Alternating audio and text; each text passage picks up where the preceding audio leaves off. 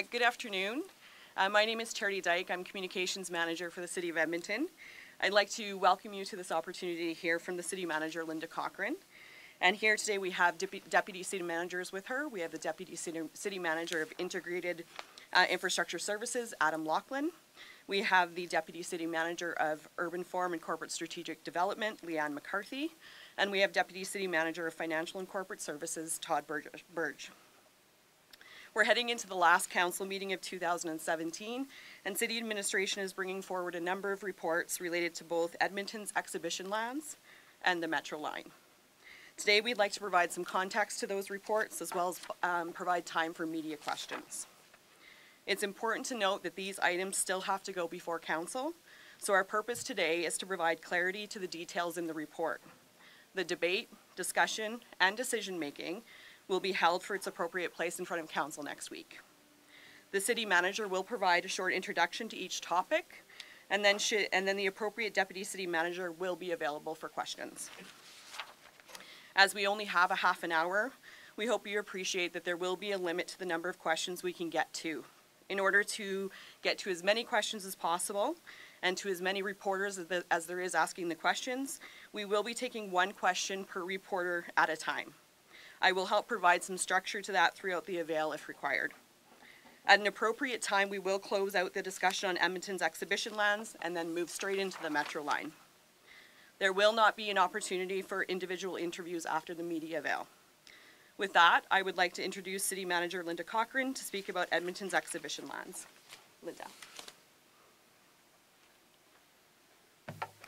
Thanks, Charity, very much, and hi, everybody. Thanks for being here for this.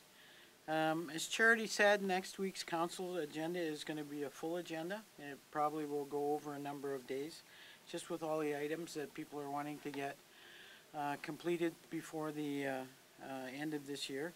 And so we wanted to take an opportunity to give you a bit of context and respond to some of the questions about two of the significant items that will be debated on Tuesday, the exhibition lands and the Metro line. I'll start by sharing a few thoughts about the exhibition lands, that big parcel of lands that includes what people most commonly call Northlands. For now, we've just termed it Edmonton Exhibition Lands. That name for us is a fitting tribute to the past, and it suggests that where we will show and demonstrate and exhibit some transformational city building, but I think along the way, either council or through the public process of the ARP, what the name might be might change. The work that's coming forward shows that we're trying to respond to the community interest in this site and to City Council's questions and issues. They've asked us to recognize the scale of the enormous opportunity in front of us on this parcel. I want to note our ongoing work with the Northlands organization and EEDC. We've all worked to ensure that we can continue to provide the best conditions for K-Days and farm fare for the next number of years, but also create a viable agricultural society in Northlands going forward. We've also collaborated to deliver a consolidated events and conference business in Edmonton, operating the Expo Center under EEDC.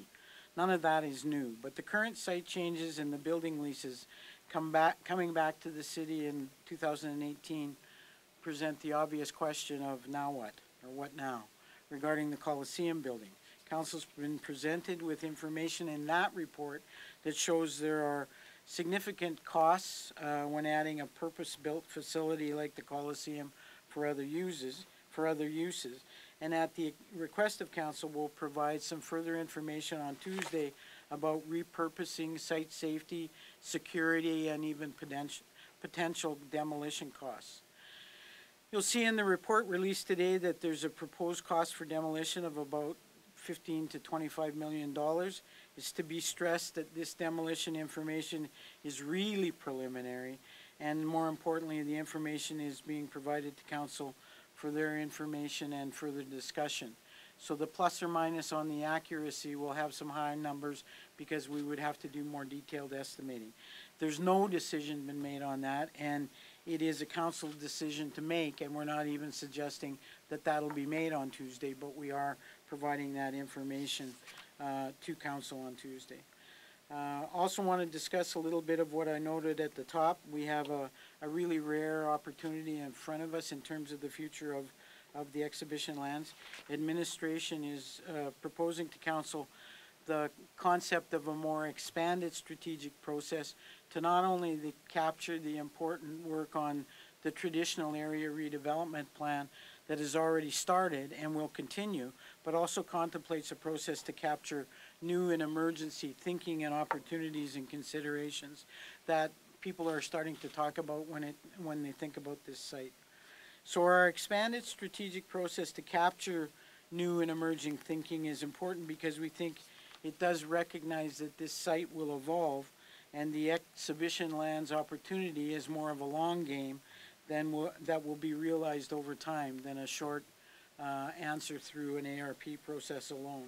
So the consideration in front of us today and as we transition the site will be different in 5 years or 10 years or 20 years into the long-term redevelopment. But we need to set ourselves up today to ensure that each stage we're ready to capture the changing times of our city and the emerging needs of Edmontonians. So the 4 reports coming forward to Council uniquely capture on this particular topic where we think we've been, where we are today, and our thoughts for moving this redevelopment into the future. And it really is an exciting time for Edmonton's exhibition lands. Be happy to answer questions on these reports. Have 3 deputies particularly in tune with these reports because each one of them in their own departments have authored a lot of what you're reading in front of you. We have Leanne McCarthy from Urban Forum and Corporate Strategy, Todd Burge, our CFO and Head of Corporate Services, as well as Adam Laughlin, our Head of Integrated Infrastructure Services. So you guys want to come up or take your questions anyways? With regards to the Coliseum, first of all, there was some talk about some potential interim uses, keeping out whether or not it's going to be demolished, but the interim uses until that's decided.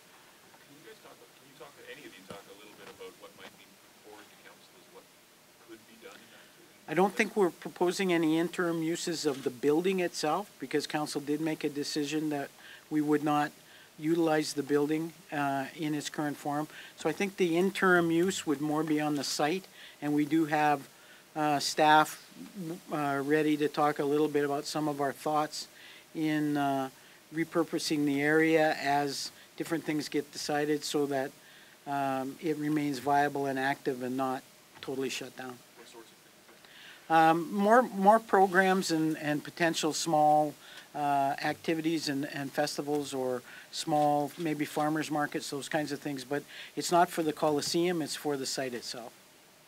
The 18 acres in the triangle? Correct. And the demolition costs, because the last number we heard was $8 million. So Yeah. And that didn't necessarily come from us. I think that was part of the Vision 2020 where we picked that up. But we've done, and that figure that we're quoting now, 15 to 25, is really, really high level. We haven't done the analysis on the building to the extent that we would want to do before we give an accurate cost to Council on the demolition costs because, and we will want to do that. So we're really hedging on that cost estimate at this page in terms of overall accuracy. does that also include site prep for that 18 acres?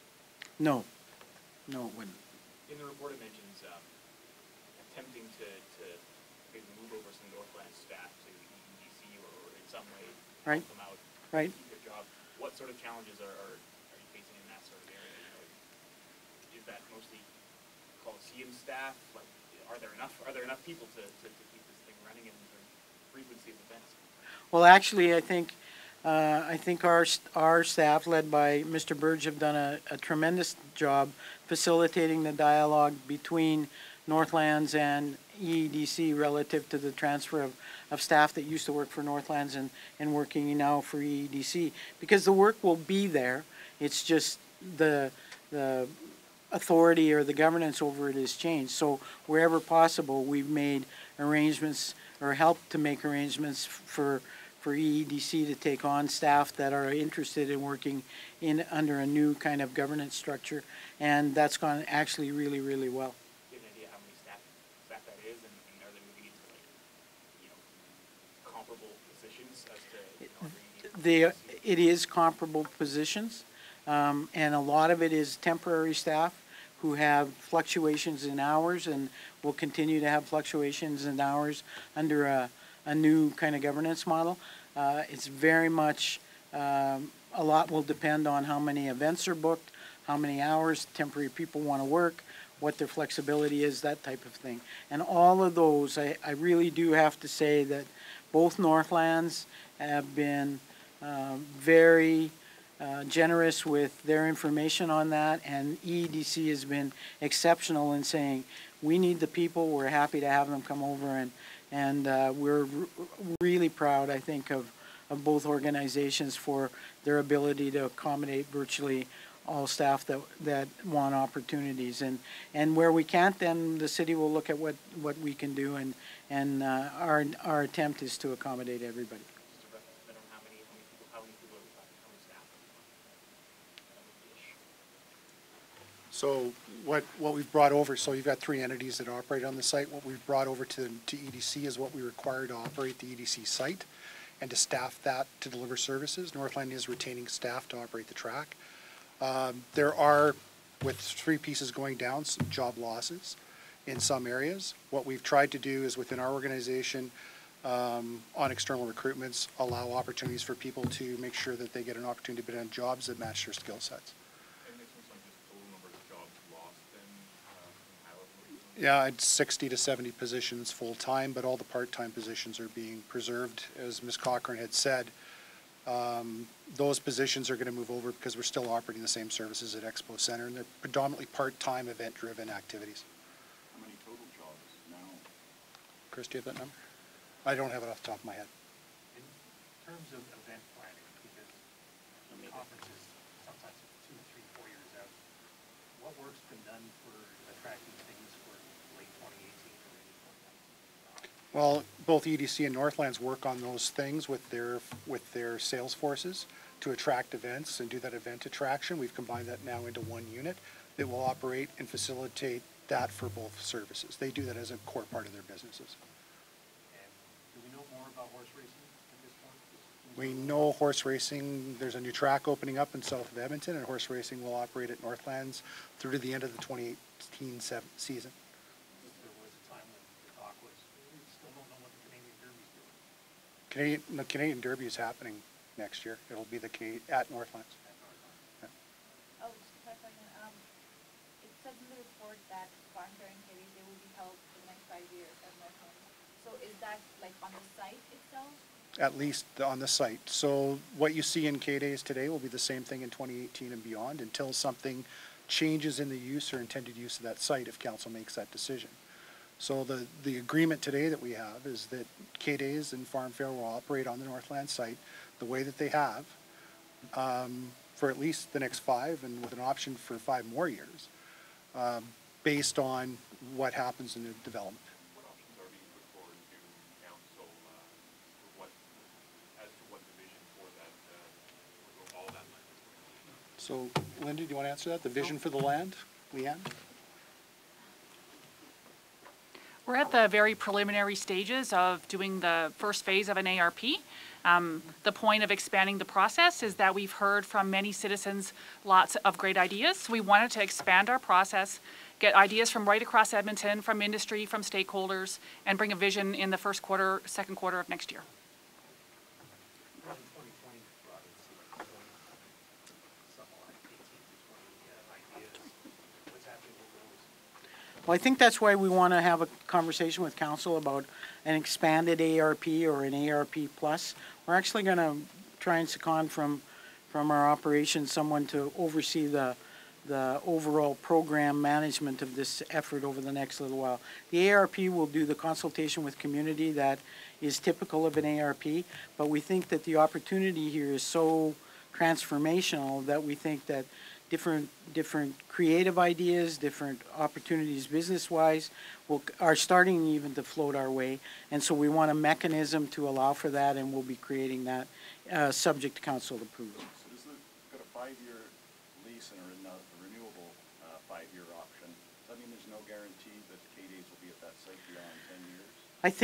I think that's a correct assumption in terms of guarantees. I think this is what seemed to be most reasonable from both parties' point of view, that we look at it for 5 years and then see what else emerges in terms of the site overall, and certainly always up to City Council's deliberations, but that if new ideas came forward for the site as a whole, there would be some opportunity to entertain those with a 5 and 5. And is there any discussion with the Northlands organization about where else they might locate K-Days? No.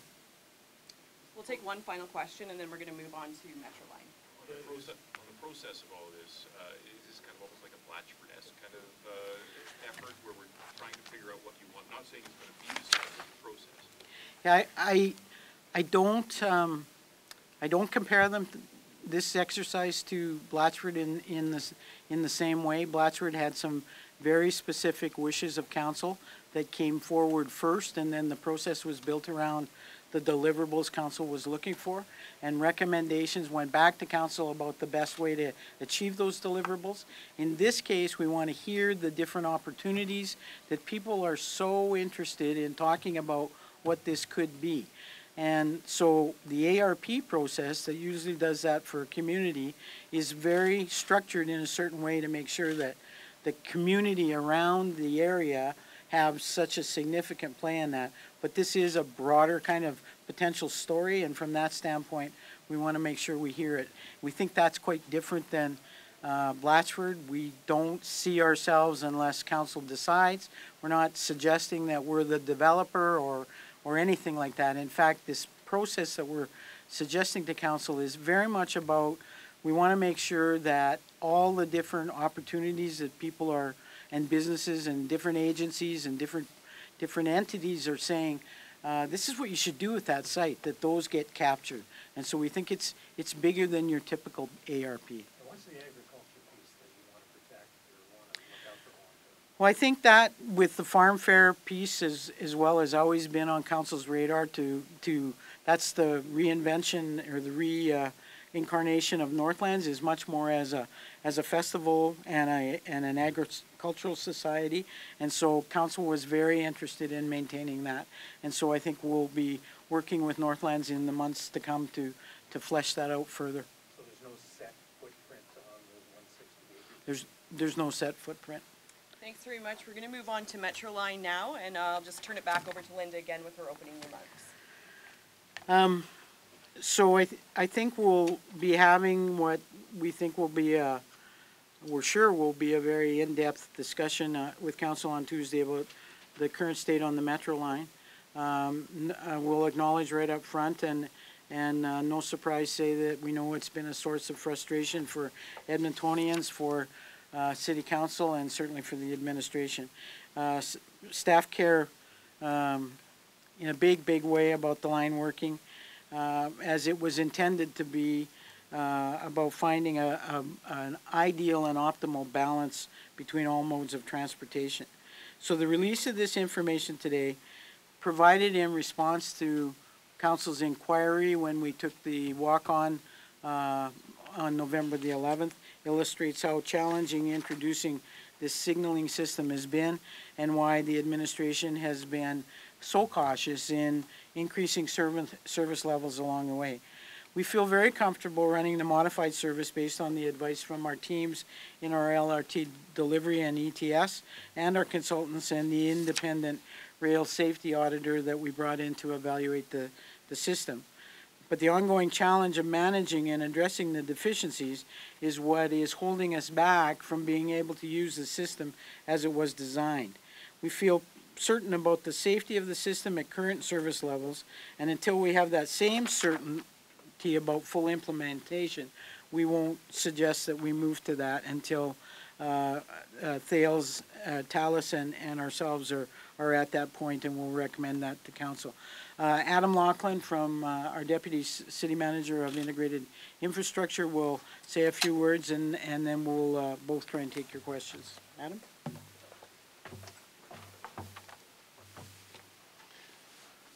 Thanks, Linda. Good afternoon, everybody. Just to build on Linda's comments, we've been operating the Metro line safely for more than 2 years, and that equates to over 130,000 service hours. Obviously, we've worked through a number of reliability issues in that time, and we continue to do that with our contractors and the teams that are assembled to try and address those concerns. Our concerns about reliability and the overall safety of the system is what led us to bring on an independent rail safety consultant in 2015, and that's Rail Safety Consulting. They've been working with city staff, our consultants, and our signaling contractor to understand the events that we've experienced, and any changes in services, the service to the line, have been made with the ideology around safety. Every LRT line will go through these deficiencies or reliability issues when implementing a new system, and they have layers of safety built into the system. So it's not only the signaling system, it also includes the onboard train operators. It includes the control room staff that are monitoring the performance of the train on the track, and it includes the awareness of the operator with their surroundings. All of these factors help to ensure that we have a safe system. We all want this line to operate as intended, but more importantly, it must be safe, and we've been taking steps to ensure that safety is the absolute priority for this system. And that's not just the users of the LRT line, but those that interact with it in terms of drivers and pedestrians. We will continue to take this approach, and Linda mentioned this, until we get to a point where we're comfortable implementing and advancing the ultimate install of the signaling system. So we're available to answer any questions, but building on Linda's comments, this will have great debate on Tuesday, and we'll be able to provide more answers at that time. The report outlines, by my count, 49 safety-related events since it opened. Why do you tell people that it's safe when you've had that many incidents? Those aren't, I wouldn't categorize those as safety incidents. Those are events. Those are events that we experience. And for a large portion of those, 44 of them, the system went into a mode which we call fail-safe, where it goes into a safe operation or a safe response to an incident. The other events that we've identified are what we refer to as wrong side failure, where there is an issue that we see with the signaling system, but because of the redundancy in safety in terms of the operators being on board, the LRT operating rule books, the system is still safe.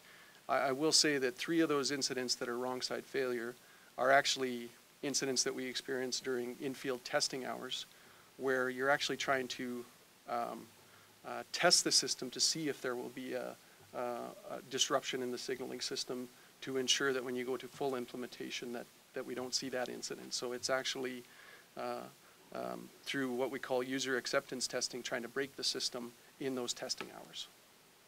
A number of those wrong side incidents were things like, signaling not happening or gates, skate arms not coming down. You mentioned a number of them were happening during Testing. But some of them were not. Can you talk to that? So the 3 that weren't during testing, the first one was in early 2016, and the mode of operation that we had at that time was actually not predominantly using the signaling system for operation of the infield systems. Rather, the train operators were operating on line of sight and reduced speed because of the ongoing deficiencies that we've seen with the signaling system in terms of reliability. So that one is one that happened, but the mode of operation was such that we knew that the system wasn't quite ready yet to operate as intended, and it was later earlier in 2017 where we actually went to what we refer to as a Plan B service, where we started to rely on the signaling system more.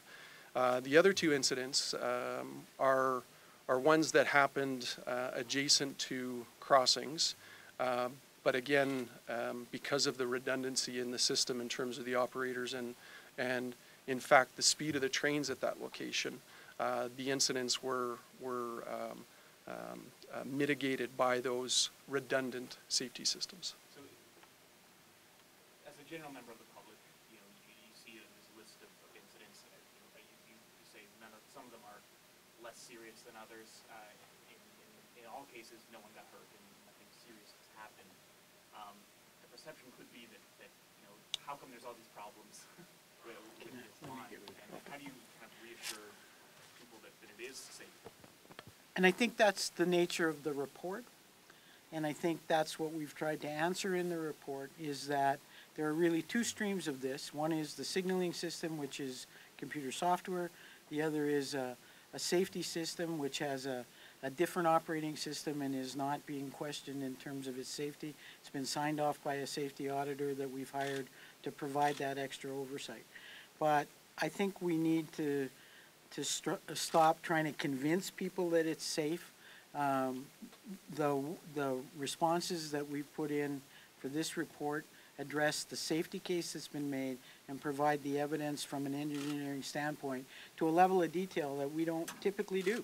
In part because me sitting up here saying I have full confidence in the safety of the system, but I don't have confidence in the signaling system yet, is a reality, but it's just, I'm not the technical expert.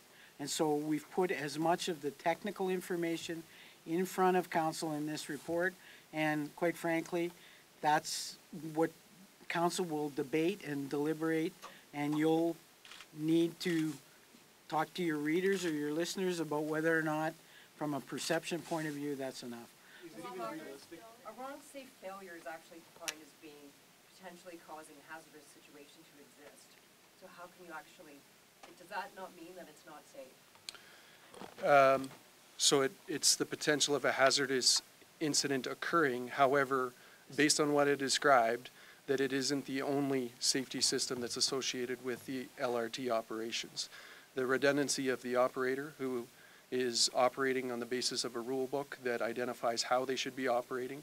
And in instances, there are what we call correction cards where there's even further restrictions put on how the operators operate on the system. And so that added level of redundancy ensures safety of the system. The nature of a wrong site failure is not hazardous, is it not? The nature of that. So I think I've answered that. It is, but because of the way we're operating, we've mitigated those hazards. And this isn't something that's foreign to the implementation of an LRT operation, that it is something that commonly happens with the implementation of LRT systems. And in this case, this particular signaling system, with the deficiencies we've experienced, we've added this level of redundancy, or not added, but it's part of the way we operate the train. And we've added a level of safety review by Rail Safety Consulting on the safety case provided by Thales. Do operators still need to call ahead on Metro Line to make sure that they're on the right track? So there is constant communication between the LRT operators and the control center as part of, again, the operation model that we have on this system now. There's regular communication between the LRT operators and the control center, and that goes both ways. Not only is it the operator to the control center, it's control center to the operator. Signaling side of things, how do you characterize discussions with Thales? Are you feeling better about where things are going, worse, or any thoughts on that? It's an ongoing body of work with Thales, and I think it's been a long and challenging project, and we continue to work hard to get it done. I would say that we go through fluctuations of how things are going with Thales on this project. I would say that they are firmly committed to getting this system operating as intended, and we are as well if council wishes to continue moving down that path. Are they facing penalties at this point for not being at full capacity? So the contract, and I think you're referring to another one, another contract that we have where we've got damages. This contract is a bit different in that it was a design-build contract where we hired Talus to provide the design services and the build or implementation services. And it's set up contractually on the basis of paying at milestones of achievement. And so they've reached a milestone within the contract that they've hit a certain level of service, and we've held back over $20 million on the basis of them achieving the ultimate level of service, which is Plan A. And part of that payment scheme is on the basis of partially getting to that operating Plan A service, but then it's milestone based on proving that that's going to continue to operate the way it is, which is a 6-month and 12-month payment after that. We'll take 2 more questions. How are the LRT, like the Metro and the Capital Line doing now? Because I took the Capital Line and they kept announcing that they were having technical issues on the way here. So what issues that are still ongoing? Not aware of any specific issues that happened today. I will say there's another report that's being provided to council on Tuesday that's specifically related to the Capital Line. And with the implementation or the phased implementation of Metroline from Plan B to Plan A, there has been a bit of a service interruption impact on the Capital Line where the train's frequency should be 5 minutes, and what it is on the Capital Line from Clairview south to Churchill is 5 minutes, 5 minutes, and then the next train leaves at 10 minutes. And what that does is allow enough time for the Metro Line train to sequence into that tunnel. Ultimately, when we get to Plan A or pursue the planned implementation of the service, that frequency will go back to 5 minutes because we'll have a greater ability to sequence the Metro Line train in at basically a 2.5-minute frequency. Last question. What prompted the decision to have the controllers call into the control center? Because it's quite recent. And I noticed that those 2 incidents, November 11th, were the northbound, southbound trains on some track. It was after that. However, no, there's regular communication between the train operators and the control center. to have them call in, that's fairly new. That was admitted in Line of sight? No, there's regular communication between the control center and the LRT operators, and that happens on our Capital Line, where there's regular communication between the control center and the LRT operators. So this was told to us that they were adding it after the November 11th. That's a correction card where at certain locations they must call in. But the communication that happens between the control center and the train operators happen on a regular basis. Thank you. Thank you everyone for joining us today. We really appreciate you tuning in and showing up today, and those that are actually watching on the city's live YouTube channel. So thanks very much.